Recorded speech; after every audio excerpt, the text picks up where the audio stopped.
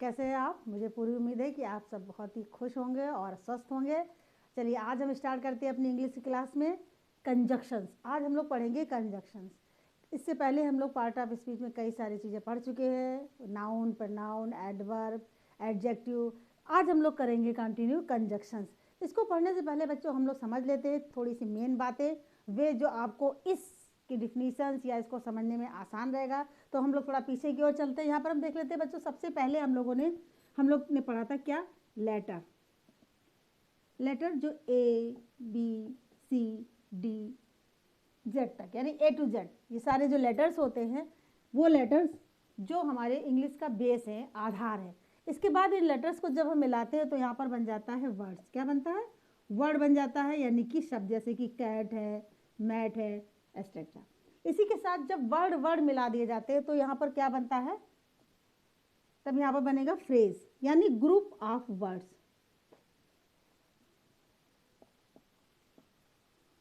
Group of words यानी यहाँ पर शब्दों का एक समूह है, एक ग्रुप है। लेकिन ये जो ग्रुप ऑफ वर्ड्स होगा फ्रेज के अंतर्गत, यहाँ पर क्या होगा? इसका कंप्लीट मीनिंग नहीं निकलेगा। जैसे कि अगर हमने कह दिया इन द कॉर्नर, यहाँ पर आप देख रहे हैं बच्चों कि ना पर यहाँ पर ना तो सब्जेक्ट है और ना ही यहाँ पर वर्ब है, यानी जो इसका कोई मतलब नहीं निकल रहा है, यानी कंप्लीट मीनिंग हमें इस ग्रुप ऑफ वर्ड्स जो लिखे हुए यहाँ पर हमें नहीं मिल रहा है। इसके आगे हम लोग देखते हैं क्लास, क्लासेस। इसके अंदर भी ग्रुप ऑफ वर्ड्स होते हैं, ग्रुप ऑफ वर्ड्स होते हैं। लेकिन यहाँ पर ये देखना है कि यहाँ पर जो ग्रुप ऑफ वर्ड्स होते हैं उनका एक कंप्लीट मीनिंग निकलता है। यहाँ पर सब्जेक्ट भी होगा और वर्ब भी होगा। यहाँ पर हमने देखा था फ्रेजेस में कि सब्जेक्ट और वर्ब नहीं था, यहाँ पर सब्जेक्ट है और ना वर्ब है, दोनों चीज़ें नहीं है, और यहाँ पर सब्जेक्ट और वर्ब दोनों चीज़ें हैं, और एक कंप्लीट मीनिंग यहाँ पर क्लासेस में निकलता है, फ्रेजेस में नहीं निकलता है। तो अब यहाँ पर जब हम क्लासेस के बाद जब आगे बढ़ते हैं तो यहाँ पर आता है सेंटेंसेस। सेंटेंसेस, सिंपल सेंटेंस या और विभिन्न तरीके के सेंटेंसेस जो एक पूरा जिसमें सब्जेक्ट वर्ब सारे पार्ट्स होते हैं, तो यानी कि वो पूरा एक कंप्लीट सेंस वहाँ पर निकलता है। तो यहाँ कंजक्शन पढ़ने से पहले हम इनको थोड़ा सा रिवाइज कर लें, क्योंकि जब हम आगे पढ़ेंगे तो हमें इन वर्डों की ज़रूरत पड़ेगी। अगर ये क्लियर नहीं होंगे तो हमारे दिमाग में बार बार आएगा कि ये चीज़ क्या है। तो आइए अब हम आगे बढ़ते हैं। यहाँ पर स्टूडेंट्स हम देखते हैं कि अ कंजक्शन यानी connector is a word which joins two words, clauses और सेंटेंसेस। यानी कंजक्शन जो कनेक्टर है वो एक ऐसा शब्द है जो दो फ्रेज को जोड़ेगा या क्लासेस को जोड़ेगा या सेंटेंसेस को जोड़ेगा या वर्ड्स को जोड़ेगा। यहाँ पर एग्जाम्पल देखिए बच्चों, Raju and Shalu are reading a book. Raju और शालू, यहाँ पर और जो है वो क्या काम कर रहा है? वो यहाँ पर कंजक्शन का काम कर रहा है, यानी राजू और शालू। अगर दो सेंटेंस अलग अलग हम बनाएंगे और एक ही में हमने इसको जोड़ दिया, किसके द्वारा? एंड के द्वारा। तो यहाँ पर एंड क्या है? वो कंजक्शन है। Work hard otherwise you will fail. अब यहाँ पर देखिए, वर्क हार्ड कठिन परिश्रम और अदरवाइज यू फेल, यानी पर अदरवाइज जो है वो यहाँ पर कंजक्शन का कार्य कर रहा है, इस और इस को जोड़ रहा है। सी देखिए, शी नाइदर रीड्स, ना वो पढ़ती है, नॉर प्लेज, ना वो खेलती है। इसका मतलब क्या हुआ कि यहाँ पर देखिए दो चीजें आ रही है, एक नाइदर और नार, यानी नाइदर और नार यहाँ पर दो जो है कंजक्शंस का यूज हो रहा है। अब यहाँ पर देखिए, I was reading when he came to me. अब यहाँ पर जब मैं पढ़ रहा था, ही केम टू मी, और जोड़ने वाला कौन है? वेन है।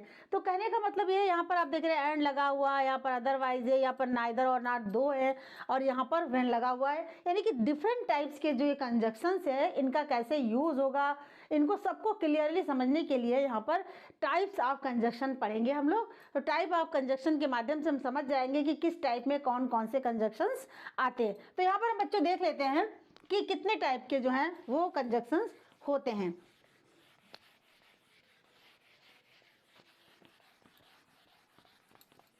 एक एक चीज को क्लियर करते हुए चलिए, ताकि आगे कोई भी आपको जब एक्सरसाइज मिले किसी भी प्रकार की आपको दिक्कत ना हो। तो यहाँ पर देखिए जो टाइप्स है इसके,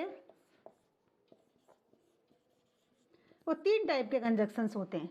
सबसे पहले coordinating conjunction, coordinating conjunction. Number 2 पे सब कोऑर्डिनेटिंग कंजक्शंस।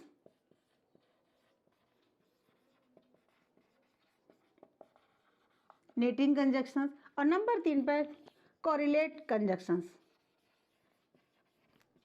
Correlative conjunctions. तो ये 3 प्रकार के कंजक्शंस होते हैं मेनली, ये पहला और दूसरा यानी कोऑर्डिनेटिंग कंजक्शंस, सब कोऑर्डिनेटिंग कंजक्शंस, और उसके बाद ये तीसरे नंबर पर ये कोरिलेटिव कंजक्शंस हैं, जिनको हम लोग एक एक करके आने वाली वीडियो में समझेंगे कि कोऑर्डिनेटिंग कंजक्शंस क्या है, सब ऑर्डिनेटिंग कंजक्शंस क्या है और कोरिलेटिव कंजक्शंस क्या है। इन तीनों के बारे में हम लोग एक एक करके पढ़ेंगे। तो बच्चों, आज आप लोगों ने जो कंजक्शंस क्या होते हैं और इनके बारे में, इसकी डिफिनीशंस और इसके जो टाइप्स है, इनको देखा। अब हम नेक्स्ट वीडियो में एक एक करके इसको कंप्लीट करेंगे। तो निश्चित तौर पर आपको ये वीडियो अच्छी लगी होगी और आज से ही कंजक्शंस इस नए टॉपिक को समझेंगे, क्योंकि बच्चे अधिकतर इसी में कंजक्शंस और प्रपोजिशन में गलती कर देते हैं। तो एक एक बात को जब हम समझते रहेंगे तो आप भी गलती नहीं करेंगे। Thank you.